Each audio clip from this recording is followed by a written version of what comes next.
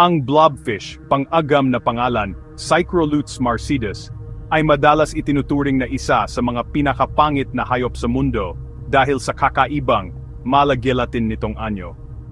Nabubuhay ito sa malalim na tubig sa baybayin ng Australia at Tasmania, karaniwang sa lalim na mga 600 hanggang 1,200 metro, mga 2,000 hanggang 3,900 na talampakan. Kapag natagpuan sa mga lalim kung saan ito likas na naninirahan, ang blobfish ay may mas tipikal na anyong isda.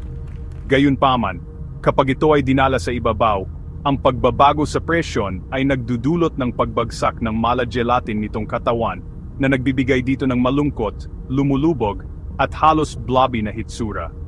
Sa kabila ng kakaibang anyo nito, ang blobfish ay perpektong nakaangkop sa malalim na dagat na kapaligiran nito at may papel sa ekosistema nito.